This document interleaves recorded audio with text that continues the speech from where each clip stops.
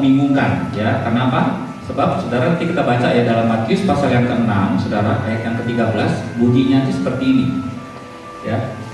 Kalau misalnya ayat yang ke-11 ya, saya akan kutip. Misalnya, berikanlah kami pada hari ini makanan kami yang secukupnya. Kita bisa masuk akal, kita memang minta makan, minta rezeki kita. Lalu kita minta ampun sama Tuhan, ampunilah kiranya kesalahan kami seperti kami juga mengampuni. Tapi ayat yang ke-13 ini agak aneh ya. Ya, seolah-olah subjeknya itu Tuhan yang membuat kita masuk ke dalam pencobaan. Makanya doanya begini, dan janganlah membawa kami ke dalam pencobaan, tetapi lepaskanlah kami daripada yang jahat. Nah, sampai ada orang yang salah mengira ya, dipikir Tuhan yang bawa dia ke dalam pencobaan. Lalu ada satu orang di kaosnya ditulis ya, ketika dia tulis kalimat awal, janganlah membawa kami ke dalam pencobaan, koma, kami bisa menemukannya sendiri, kata dia begitu. Saudara ngerti maksud saya? Ya. Sebab dia merasa dia nggak pernah mau dibawa ke situ, ya. Ya seolah-olah dia berdoa, janganlah membawa kami ke dalam pencobaan, kami bisa menemukannya sendiri kok. Ya itu urusannya kan sebenarnya bukan Tuhan. Nah, itu salah berpikir bahwa dia pikir ayat yang terakhir ini Tuhan yang membawa dia ke dalam pencobaan, sehingga dia merasa nggak usah dibawa lah, kita juga bisa nemuin jalan pencobaan sendiri. Tapi sebenarnya dari bahasa Indonesia ya, kalau saudara belajar bahasa Indonesia, kita kan belajar ada beberapa gaya bahasa, ya betul ya, ada hiperbola, macam-macam ya. Nah rupanya Yesus ini jago di dalam doanya, dia sangat puitis sekali, dia rupanya tidak letterlock begitu, dia berdoa agar kita berdoa supaya kita seperti menyalahkan Allah. Ya, janganlah bawa kami ke dalam pencobaan, sepertinya kan kesannya kayak marah-marah begitu ya. Tapi lepaskanlah kami daripada yang jahat. Seolah dia yang bawa kita ke dalam pencobaan, kita bujuk dia supaya kita jangan dibawa ke dalam pencobaan. Tapi sebenarnya intinya bukan begitu ya. Yesus di Yakobus juga dikatakan bahwa Tuhan kan tidak pernah mencobai dan Tuhan juga tidak bisa dicobai oleh siapapun. Ya, Yakobus pasal 1 ayat 13. Nggak mungkin Yesus mengajarkan sesuatu yang bertentangan dengan firman Allah yang lain. Jadi sebenarnya Yesus tuh pakai gaya bahasa yang justru lawan daripada hiperbola ya, namanya litotes ya. Saudara kalau kita sedikit bahasa Indonesia ya, anak saya ngotot di sini malam-malam ketika saya kemarin bahas katanya, oh itu artinya gaya bahasa tuh katanya. Dia sebut beberapa gaya bahasa ya. Nah gaya bahasa di sini litotes itu artinya gaya bahasa dia berusaha untuk menyampaikan sesuatu dengan kerendahan hati, dengan bahasa yang sederhana, diperhalus begitu ya. Lawan daripada hiperbola. Kalau hiperbola kan misalnya begini, wah suaranya itu menggegas seperti halilintar. Nah pertanyaan kita kan suaranya kan tidak seperti halilintar dong. Itu hanya melebih-lebihkan. Nah justru ini kebalikan daripada hiperbola. Dia berusaha merendahkan sesuatu yang dia ingin ungkapkan. Contoh ya misalnya, maaf ya saya nggak punya apa-apa, cuma seteguk air gitu. Ya kalau seteguk air ya punya dong, betul kan? Kan kita nggak bisa bohong kamu, itu kan gaya bahasa, betul kan? Dia ngarang suatu karangan ya, lalu diserahkan kepada dosen atau kepada pendetanya begitu, atau kepada seseorang yang dianggap sebagai mentornya. Aduh artikel yang jauh daripada sempurna ini saya persembahkan untuk gereja, padahal artikelnya bagus, belum tentu juga jelek, itu gaya bahasa. Jadi ketika Yesus dia berkata begini, janganlah membawa kami ke dalam pencobaan, ini satu kerendahan hati. Bukannya Allah disalahin membawa kita ke dalam pencobaan, ini satu kerendahan hati supaya kita tuh jangan menghampiri cobaan ya, supaya kita tuh dijauhkan daripada hal-hal yang jahat. Jadi kalau ada orang nanti bertanya ya, pihak lain khususnya agama lain, kenapa Tuhan membawa kita ke dalam pencobaan sampai Tuhan Yesus juga mengajarkan doa seperti ini? Oh tidak, Yesus jago gaya bahasa. Dia justru belajar, kita belajar Yesus itu ketika dia minta pencobaan itu dilalukan daripada hidupnya, dia pakai gaya bahasa yang cukup bagus, diperhalus kalimatnya. Ya seperti kita minta sesuatu sama raja begitu, betul kan? Kiranya raja mengabulkan permintaan kami. Nah, permintaan itu sederhana aja. Sebab kalimat-kalimatnya kan begitu muluk-muluk ya. Nah sama, janganlah membawa kami ke dalam pencobaan katanya, tetapi lepaskanlah kami daripada yang jahat. Ada dua frase ya, ada dua anak kalimat di sini yang saya akan menjelaskan. Pertama-tama, bagaimana kita bisa mengerti Yesus mengajarkan kita janganlah membawa kami ke dalam pencobaan. Lalu kedua, lepaskanlah kami daripada yang jahat. Nah saya coba baca Alkitab, kita baca banyak ayat nggak apa-apa ibu ya. Jadi kita saya banyak baca Alkitab khususnya dalam Perjanjian Baru. Rupanya kalau kita teliti, itu rupanya ada dua jenis pencobaan yang diuraikan di Alkitab ya. Pertama ada yang namanya pencobaan-pencobaan. pencobaannya banyak, ya. Lalu pemakaian jamak maksud saya. Kedua, pencobaan dipakai dalam bentuk tunggal, ya. Kalau saudara nanti orang yang teliti, coba teliti di konkordan juga ada. Jadi pencobaan-pencobaan atau segala pencobaan itu akan dikontraskan dengan pencobaan satu tunggal, pemakaian tunggal dan pemakaian jamak. Nah itu rupanya membawa dampak yang besar untuk pengertian kita, saudara, ya. Dan contoh ya, 1 Korintus pasal yang ke-10 misalnya ya, ayat yang ke-13, di sana ditulis tentang pencobaan. Tapi Paulus di sini berusaha menjelaskan ada jenis pencobaan, namanya pencobaan. Pencobaannya begitu banyak. 1 Korintus pasal yang ke-10 ayat yang ke-13. 1 Korintus pasal yang ke-10 saudara, ayat yang ke-13 dikatakan begini. Pencobaan, jadi ada banyak ya. Yang pencobaan yang kamu alami ialah pencobaan biasa yang tidak melebihi kekuatan manusia. Sebab Allah setia dan karena itu Ia tidak akan membiarkan kamu dicobai melampaui kekuatanmu. Pada waktu kamu dicobai, Ia akan memberikan kepadamu jalan keluar sehingga kamu dapat menanggungnya. Jadi ada jenis pencobaan, banyak pencobaannya, ya. Nah, saya mau ambil contoh dulu Yesus ya. Misalnya Lukas pasal yang ke-22 ya, ayat yang ke-28. Karena ini mungkin sulit, mungkin jarang dibaca, saya akan kutip aja ya. Yesus pernah berkata kepada murid-muridnya begini, apa yang dialami, cobaan-cobaan yang dialami, murid-murid juga akan mengalami pencobaan-pencobaan. Lukas 22, saudara, ayat yang ke-28. Yesus di perjamuan terakhir dia berkata begini, kamulah yang tetap tinggal bersama-sama dengan aku dalam apa? Segala pencobaan yang aku alami. Jadi lebih dari satu loh pencobaan. Kalau saudara bisa bahasa Indonesia kan segala pencobaan. Kamulah yang akan tinggal bersama dengan aku dalam segala pencobaan yang aku alami. Jadi Yesus dicobai begitu banyak, bukan hanya sama iblis aja, banyak sekali. Dia pernah dicobai sama orang-orang Farisi. Dan orang Farisi setiap kali ketemu dengan Yesus selalu mencoba Yesus dengan pertanyaan-pertanyaan, dengan provokasinya dia. Kalau saudara banyak teliti, acap kali Yesus dijebak dengan pertanyaan-pertanyaan, dicobai. Cuma Yesus mengatakan aku menang, ya. Setiap kali dicobai saya sudah tahu ujung-ujungnya kemana, makanya dia jawabnya bijaksana. Dia tidak pernah kalah berdebat, dia menang dalam hal itu, ya. Makanya kata penulis Ibrani begini, Yesus pernah dicobai seperti kita, tapi bedanya kita berbuat dosa, dia tidak berbuat dosa. Nah makanya itu dia bisa mengerti ketika kita menghadapi berbagai pencobaan, betapa sulitnya kita menghadapi cobaan karena dia juga sudah pernah mengalami. Ya satu-satunya Allah yang bisa empati kepada kita adalah Allah yang pernah jadi manusia dong, ya betul kan? Kalau Allah yang duduk pernah di sana saja, dia nggak ngerti apa-apa, dia tidak pernah ngerti tentang problem kita. Ketika kita di masalah ekonomi, masalah anak, dia tahu semua karena dia tinggal bersama-sama dengan manusia. Nah itulah sebabnya Yesus yang sudah menang, melampaui segala pencobaan, dia bisa mengerti. Jadi saya bisa mengerti kalau kita sedang menangis ya, sedang tidak kuat dalam pencobaan, dia ngerti banget karena dia sudah mengalami apa artinya dipukul, apa artinya disakitin batinnya, ya. Tapi Allah lain dia tidak mengerti. Misalnya ditekan juga dia tidak mengerti karena Allah kan nggak bisa ditekan kalau Allah yang sebenarnya. Tapi dia pernah menjadi manusia. Nah itu pencobaan-pencobaan yang umum, saudara. Nah tapi dalam Matius pasal yang ke-6 tadi, saudara ya, kalau saudara lihat itu tidak ada kata temptations, nah, tidak ada kata lebih daripada satu pencobaan. Coba teliti lagi ya, Matius 6, saudara, ayat yang ke-13, Yesus mengajarkan kita berdoa begini, janganlah membawa kami ke dalam apa?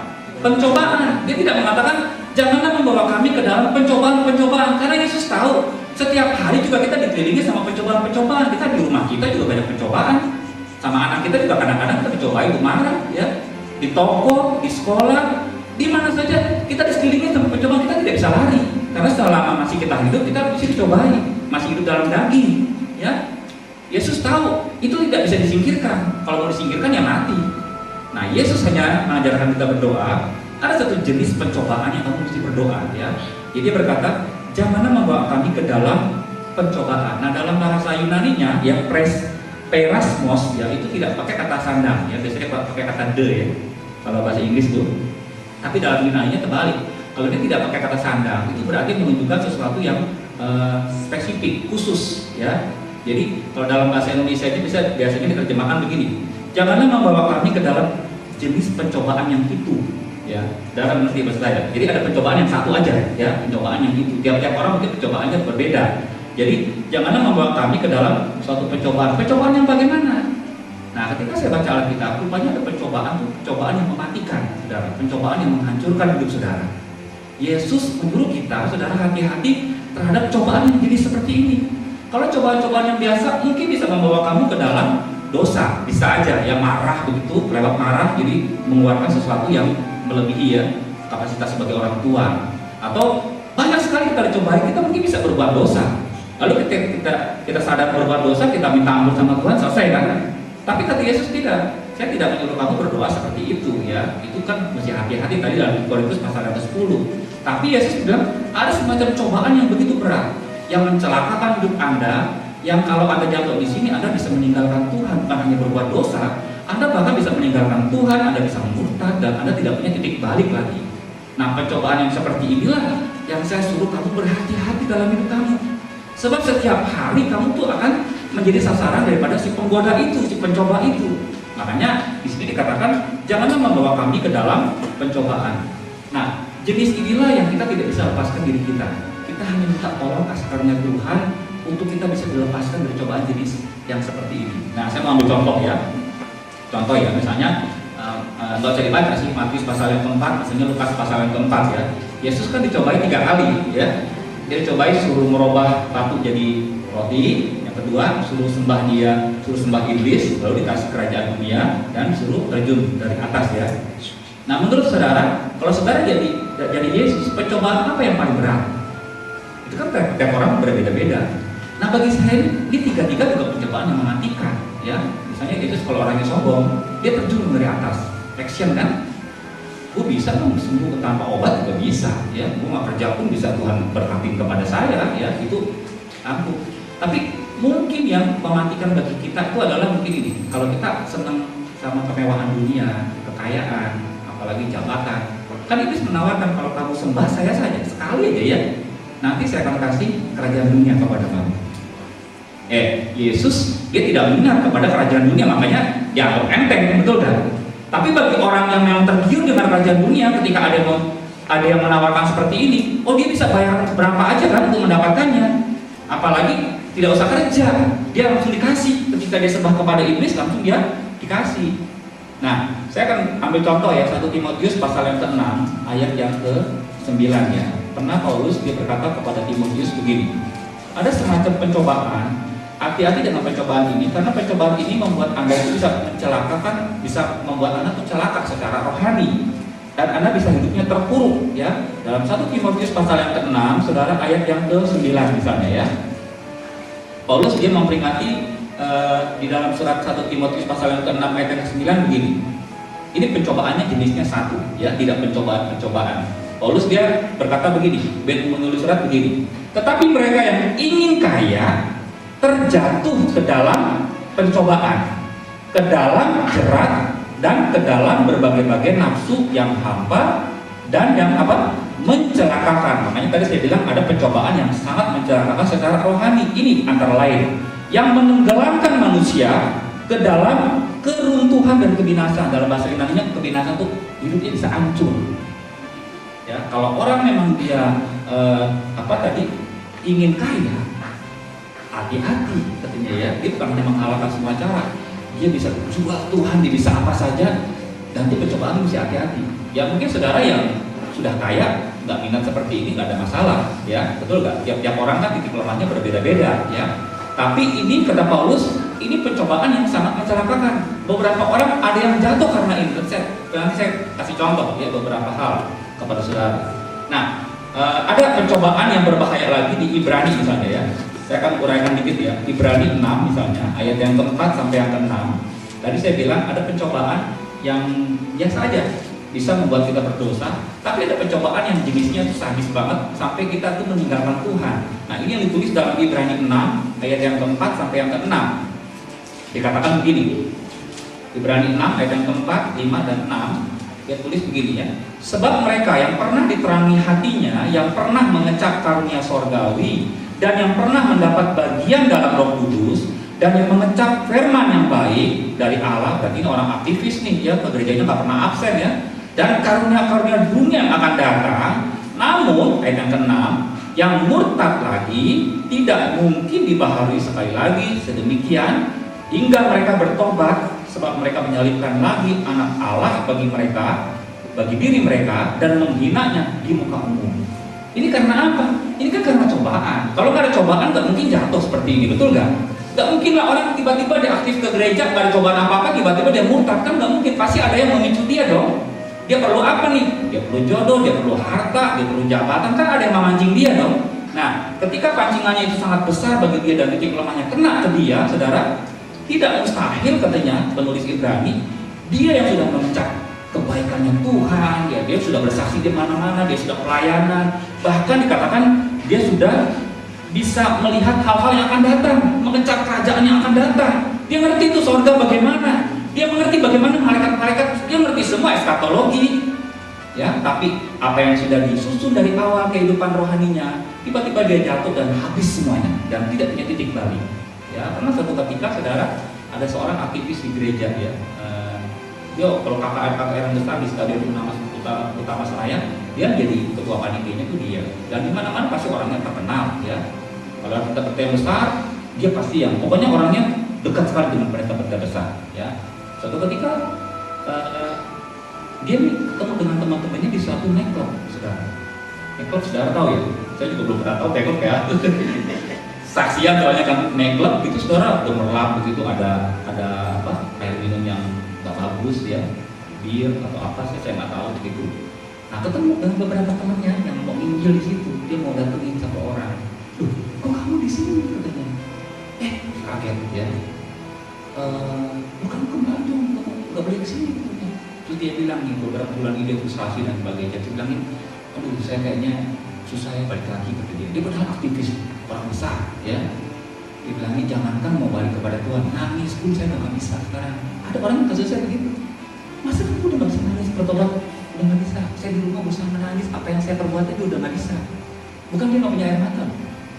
Harian hatinya sudah mentok begitu ya. Sepertinya dia tidak punya titik balik. Aduh, ini orang punya harus kesempatan, harus berdoa seperti Yesus. Janganlah membawa kami ke dalam pencobaan jadi seperti ini. Karena bahaya. Yesus nggak pernah ngajarin kita berdoa yang kalau musuhnya tuh melemparkan panau yang enteng-enteng dong, betul kan? Kalau yang misalnya, aduh kita dicubit, berdoa jangan mencubit, kan cengeng banget. Yesus kan pasti berdoa, mengajarkan kita berdoa pasti ada sesuatu yang sebenarnya membahayakan diri kita. Hati-hati ya. Jadi nggak jaminan tuh orang yang seperti ini tuh orang yang aktivis, orang yang sudah mengetuai di mana-mana, dia sudah koordinator hebat kali berhasil di mana-mana. Menjelang dia sudah menikmati keberhasilannya, orang sudah meneladani dia, tiba-tiba orangnya seperti ini, nggak tahu kenapa juga nggak ngerti. Nah mungkin dia menggenapi Ibrani pasal yang ke-6 ini. Jadi ada pencobaan ya, ada pencobaan yang saudara harus dan saya itu harus khawatir, saya bilang begitu ya.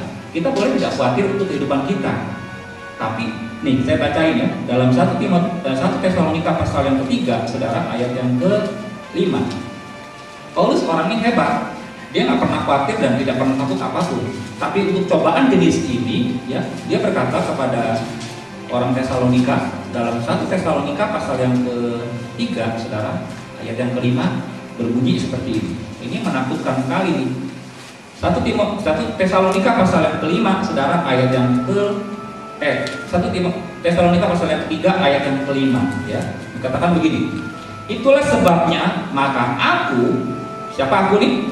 Rasul Paulus dong yang tulis kan, karena tidak dapat tahan lagi, ya, telah mengirimkan dia supaya aku tahu tentang imanmu, ya, tentang iman orang-orang yang ada di Tesalonika, tentang imanmu, karena aku apa? Khawatir. Padahal kan sama Tuhan nggak boleh khawatir. Jadi jujur sini, aku khawatir. Apa yang dikhawatirkan dia? Kalau kamu telah dicobai oleh si penggoda, dan kalau usaha kami menjadi sia-sia. Jadi ada pencobaan yang bisa menghantam seseorang, walaupun dia sudah aktif bertahun-tahun, dia sudah mungkin gelarnya sudah hebat ya, dia jadi majelis, bahkan jadi pendeta muda, ya, doktor, mungkin apa saja. Dia sudah susun kehidupan rohaninya sedemikian baik. Tapi kata Paulus, saya khawatir dengan pencobaan jenis ini. Ada pencobaan tiba-tiba ada orang yang sudah di puncak karirnya tiba-tiba dihajar. Kita juga tidak tahu dan kita tidak percaya apa yang terjadi. Nah, saya khawatir tuh kata Paulus. dengan pencobaan jadi seperti itu. Rupanya si penggoda itu tahu bagaimana cara memanah seseorang seperti Kristen. Ya, bukan hanya pada seseorang saja, kepada tiap-tiap kita. Saya tanya kepada saudara, iblis tahu gak kelemahan saudara dan saya? Tahu. Ya, dia lawan kita. Tiap hari dia pasti incar. Kalau saudara punya lawan yang misalnya mau main tinju, saudara kan mesti baca dong ya kelemahannya dong. Tonton gitu, oh kelemahannya di jari kiri nih, atau kan pasti dong gitu kan? Atau mau lari nih, kelemahannya mungkin atas tikungan nih. Gitu. Dan pasti kita mau pelajari dong. Mau balapan juga, kita pelajari musuh kita dong. Pasti iblis juga mau pelajari. Kalau dianggap kita musuhnya, kecuali saudara temannya ya. Kalau saudara kita dianggap musuhnya, pasti dia pelajari. Dia pelajari bagaimana nih kelemahannya si Yusuf, bagaimana kelemahannya si A, si B. Dia pelajari tiap hari. Dia pasti punya datanya. Nah, hati-hati ya. Memang keduanya pencobaan-pencobaan yang dari jamak itu dan pencobaan yang dari tunggal itu sama-sama ada juga yang dari iblis, saudara ya. Tapi bedanya kalau pencobaan yang jenis yang tadi mematikan ini itu ada. Jadi ada beberapa dalam tubuh kita juga tempat-tempat yang mematikan. Ya bukan berarti iblis nanti ngincar bulu hati kita, bukan. Tapi kerohanian kita pun ada. Ya mungkin kita berbeda-beda satu dengan yang lain. Sama senjata juga ada. Kalau kita tembak orang kakinya nggak apa-apa, ya. Tembak perutnya juga nggak apa-apa. Bahkan tembak mukanya juga mungkin kalau presetnya nggak apa-apa. Kalau tembak jantungnya sekali kena, udah nggak bisa diapa-apain lagi. Bagaimana didoakan orang kayak itu?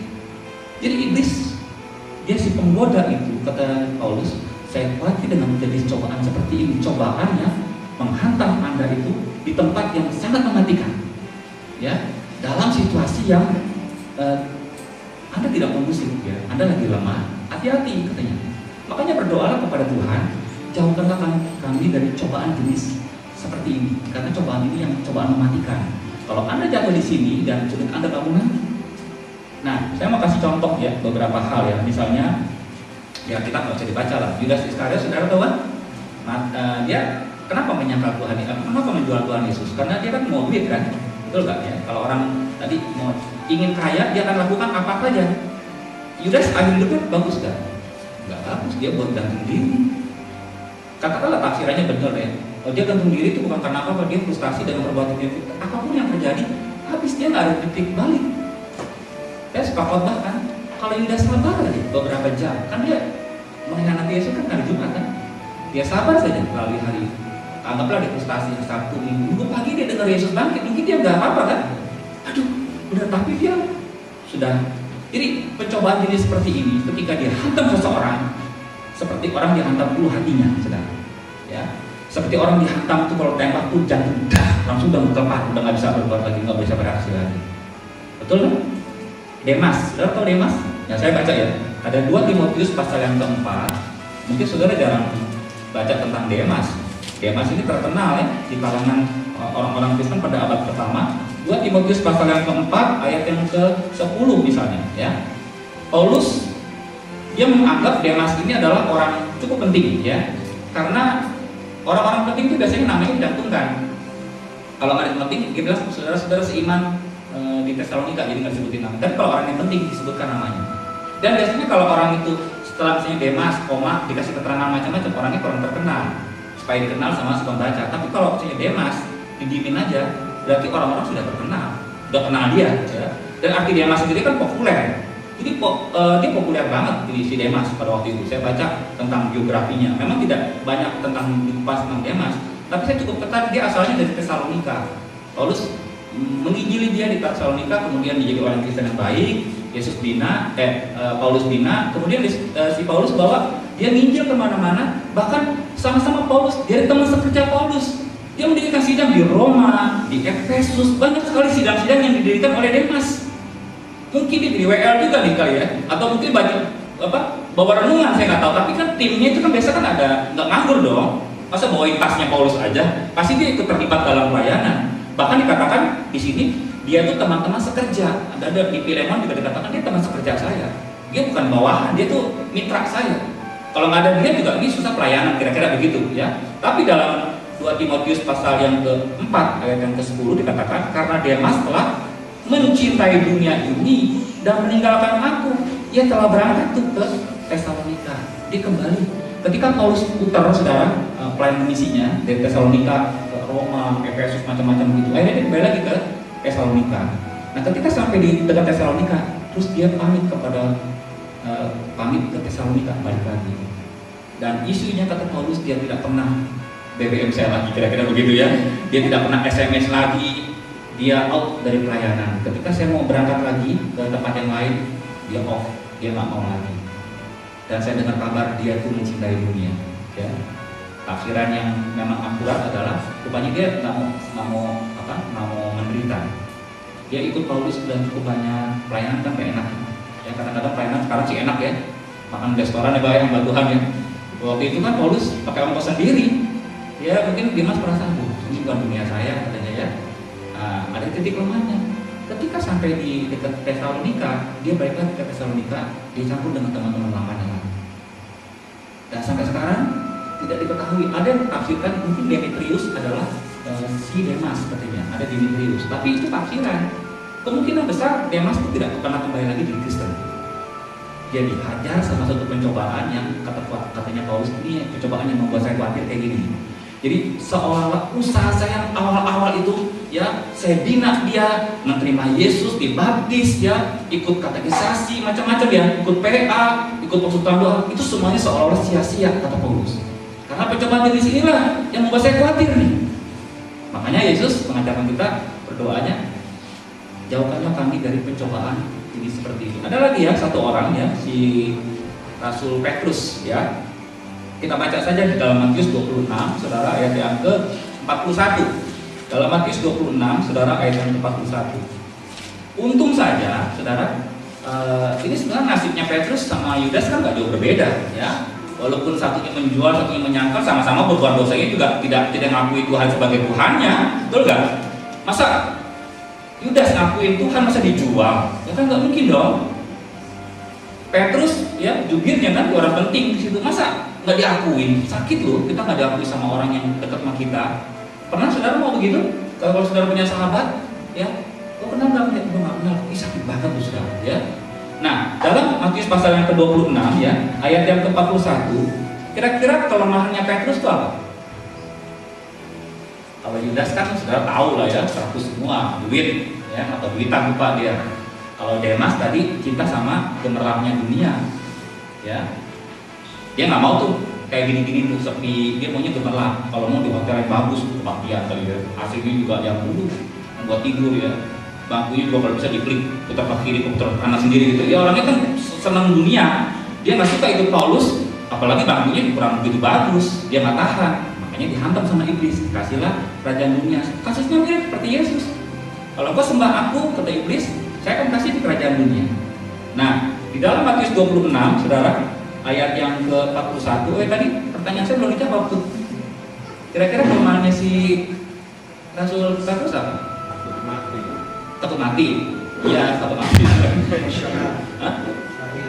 Labil, tentunya, ya. Labil ya, tapi perasaan ya kan. Ya bisa aja apa jawab. Kalau saya jawabnya gini, ya. Mungkin kalau nanya dia itu cinta akan dirinya sendiri. Kalau saya kan orang cinta uang, cinta sama gemerlapnya dunia, maaf ya, cinta cewek itu kan kelemahannya kan ada di situ kan. Nanti kelemahannya adalah cinta banget sama dirinya sendiri, ya. Nah ketika dirinya itu mau dibunuh, kan mau dibunuh dong. Kalau misalnya dia ngaku Yesus sebagai Tuhannya dia, apalagi situasinya kalau saudara nonton Yesusnya lagi dipukuli begitu dan tidak ada orang yang tolong dia. Petrus ditanya pada saat yang bersama, nah ini juga muridnya dia tuh yang lagi dipukulin. Oh bukan katanya, kan dia takut dirinya sendiri, ya.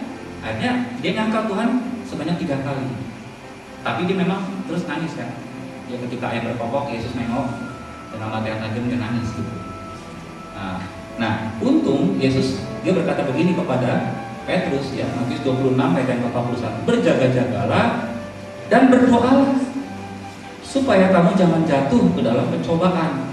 Roh memang penurut, tetapi daging lemah.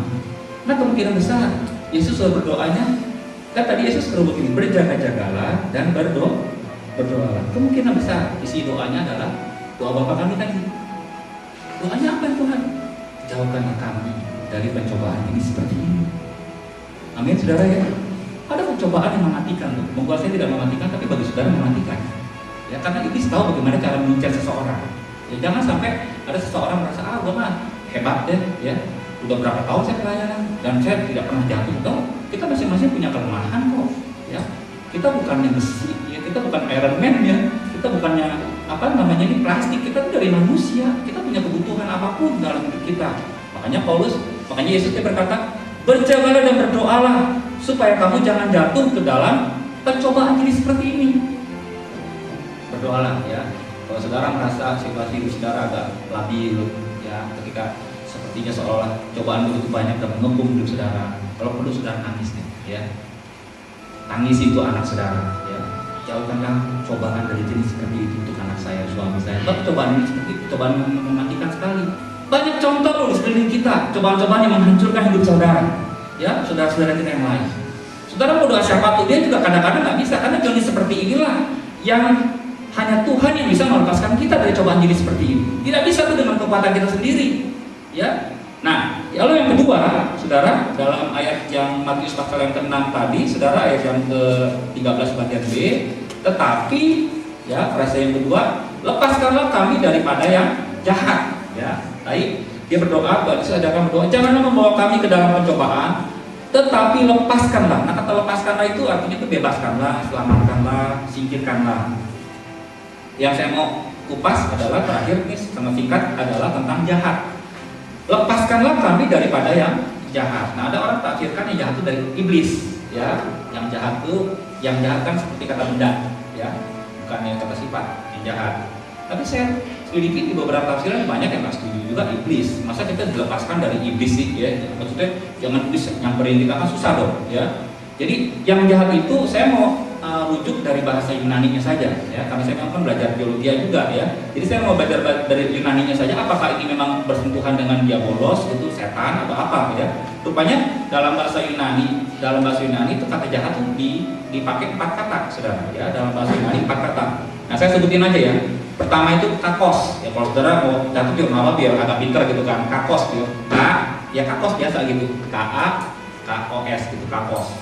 Kakos itu artinya hubungannya juga dengan jahat atau buruk ya. Kakos itu artinya menunjukkan karakter yang buruk. Jadi kalau ada orang yang karakternya buruk itu pakai kata kakos ya. Orang itu kakos, itu karakternya buruk ya. Nah, yang kedua, dalam bahasa Yunani kalau dia ditulis dalam bahasa Indonesia yang jahat, bisa juga diterjemahkan bukan kakos, tapi juga diterjemahkan faulos ya, FAULOS ya, faulos. Nah, faulos itu adalah keburukan yang umum ya, situasi gitu, keburukan yang umum.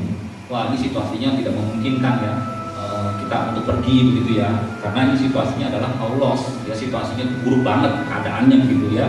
Lalu yang ketiga, ketika kita menemukan kata jahat di dalam bahasa Indonesia di LAI ini yang terjemahkan, bisa juga itu bukan kakos, faulos, tapi sapros ya, SAPROS ya, sapros. Nah, sapros ini berhubungan dengan keburukan atau kebusukan dalam bidang keuangan, misalnya korupsi gitu. Ada orang kedapatan melakukan itu sapros ya, kejahatan, suatu kejahatan hubungannya sama uang ya. Nah, yang keempat inilah yang dipakai oleh Yesus ya, ketika dia mengajarkan kita berdoa, lepaskanlah kami daripada yang jahat, poneros ya. Poneros ini banyak dipakai oleh Tuhan Yesus, dia suka pakai istilah poneros. Misalnya Matius pasal yang ke berapa 25 tuh, yang perumpamaan tentang ada orang dikasih 1 talenta, ada 2 talenta, kan punyalah kau hamba yang jahat. Nah, itu kayak kata poneros juga. Jadi kata poneros memang lebih banyak. Nah, Tuhan rupanya lebih menunjuk kepada yang di dalam, bukan yang di luar, bukan casingnya kalau kejahatan. Jadi poneros itu artinya kejahatan dalam pikiran atau hasrat. Jadi ketika Yesus dia mengajarkan doa, lepaskanlah kami daripada yang jahat, itu bukan perbuatannya kita doa.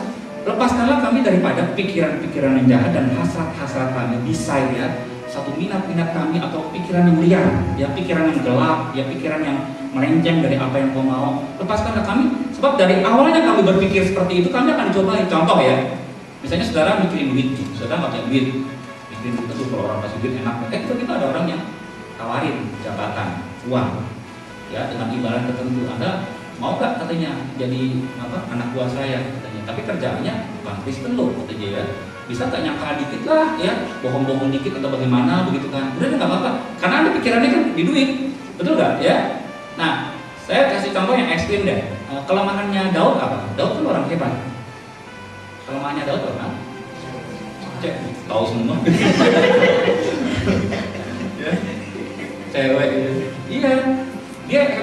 sama musuh kan dia tidak boleh aja mati sama dia, ya. Tapi dia mati sama cewek, saudara ya. Jadi maksud saya ngerti kan? Jadi tiap-tiap orang tuh walaupun dia hebat, orang yang cinta Tuhan sekalipun, yang tiap malam dia mungkin nangis, tersungkur nih nangisnya juga betul-betul keluar air mata, dia mengenai tempat tidurnya dengan air mata, dia betul-betul kusuk berdoanya, bukan palsu. Dia bisa jatuh juga dalam dosa. Nah, dosanya adalah ketika Iblis tahu kelemahannya Daud, ketika dia tidak perang, saudara, nah ditembak anak panahnya tadi ya, tajamnya das ya. Untungnya menurut saya, Daud itu orang cinta Tuhan. Ya, dia tidak seperti Yudas frustasi begitu, ya, dia nangis kan. Jadi Mazmur dia bisa-bisa, janganlah ambil sukacita keselamatan daripada Tuhan. Ini tulang saya itu udah gak enak ya. Janganlah, dia nangis banget sama Tuhan, minta kemurahan Tuhan betul-betul. Tapi kalau dia belum jatuh, dia harusnya berdoa seperti Yesus, jauhkanlah kami dari cobaan ini seperti ini. Sayang dia nggak dengar doanya Tuhan Yesus sih, ya. Kalau sekarang kan sudah dengar doanya Tuhan Yesus, tapi dia sudah jatuh dan dia sudah tahu kuncinya adalah kejatuhan saya diawali dari hasratnya saya. Barangkali dia sudah ngincer dia, saya nggak tahu, kan mungkin kebetulan begitu aja dia sudah tahu jam-jamnya dia mandi kapan gitu. Dia sudah tahu karena dia sudah minat, ya. Kalau nggak niat mah saya rasa dia perang, ya. Dia sudah niat betul tuh, ya. Jam berapa di setting sedemikian rupa, ya. Kalau orang mau korupsi juga kan begitu dong, nggak mendadak begitu dong, ya kan? Apapun yang kita lakukan untuk cobaan yang mematikan, kadang-kadang itu tidak mendadak. Biasanya kita sudah tahu kelemahan kita dan kita biarkan. Ada beberapa hamba Tuhan dia tahu diri ya, kalau dia memang keluar negeri, keluar kota, dia tidak bisa sendiri. Karena kalau pendoa kota tertentu kan sudah ditawarin begitu kan, dia didampingi sama temannya, laki-laki gitu ya. Kalau toh didampingi sama perempuan juga istrinya, kalau nggak anaknya, kalau nggak keponakan, pokoknya siapa lah yang bisa jadi saksi gitu kira-kira. Tahu diri, sebab kalau orang nggak begitu, dia merasa hebat, malaikat Tuhan juga lindungi. Enggak, ini bisa tembus loh panahnya iblis, bisa tembus ke Anda. Dia tahu kelemahan Anda, kapan dia harus hancurkan Anda, betul kan? Kalau ada musuh, saudara, kapan dia lagi lengah, dia bisa hantam. Iblis kan tahu dan mempelajari kita, kapan kita saat-saat kita lemah, kapan di saat-saat kita bisa dihantam dengan pukulan yang mematikan itu. Makanya berdoa, ini kata kerjanya dikatakan lepaskanlah kami daripada yang jahat. Ini ada orang yang berpikir lepaskanlah, kan Tuhan yang melepasin kita kan. Kita kan minta lepaskanlah kami daripada yang jahat. Ini sebenarnya bukan Tuhan aktif, kitanya pasif. Tadi lagi ini kan gaya bahasa orang yang merendah di hadapan Tuhan. Tapi sebenarnya dia berdoanya begini, Tuhan, aku tidak mau menghampiri cobaan-cobaan yang mematikan dalam hidup saya. Saya tahu kelemahan saya. Kira-kira begitu ya. Kedua, dia berdoa, Tuhan, saya masih punya pikiran buruk seperti itu. Ya. Nah, kata lepaskan artinya selamatkanlah pikiran seperti dicabut. Bagaimana caranya? Ya. Apakah saya nyanyi? Apa saya baca firman? Apa saya dekat sama orang? Apa saya counseling? Sebab pikiran ini membuat saya nanti jatuh, dan ini jadi sasaran iblis. Ya, saya mau tutup dengan perisai Tuhan, perisai iman. Apapun yang saya punya, saya akan tutupi hidup saya. Karena kalau saya dihantam sekali dengan cobaan jenis seperti ini, saya tidak akan kembali lagi. Saya kemungkinan tidak punya titik balik untuk kembali kepada Tuhan. Kalau perlu, menurut saya sih tidak ekstrim ya. Kalau perlu nangis aja, ya. Sebab ini pencobaan yang berbahaya. Maaf ya, sekarang nggak dapat makanan, masih mending ya. Berikanlah kami makanan kami yang secukupnya. Paling saudara puasa. Ya, ampunilah kami orang yang bersalah kepada kami. Padahal saudara belum mengampuni orang yang bersalah kepada saudara kan? Kan ada lagunya ya, lagunya salah satu orang yang ampunilah kami tak mampu mengampuni yang bersalah kepada kami. Dikritik nih lagunya. Ampuni kami kalau kami tidak bisa mengampuni orang yang bersalah kepada kami, kan begitu ya. Ngerti gak saudara? Ya. Itu di internet banyak perdebatan. Mungkin proses ya pengampunan. Artinya pengen saya kasih tahu, pengampunan itu susah. Ya, kalau memang saudara menjalankan tadi yang kemarin kita bahas tuh, itu sulit tuh. Saudara punya musuh gak sekarang? Susah kan? Ya mungkin orang non Kristen sih gampang diampuni, tapi kalau orang dekat begitu pun susah kan? Itu saudara ngampunin gak bisa melupain. Kalau ayatnya itu kan, aduh susah banget. Tapi menurut saya lebih susah ini, karena kalau saudara dihantam dengan cobaan seperti ini, ya bukan hanya saudara nggak diampuni, saudara sudah habis sama sekali.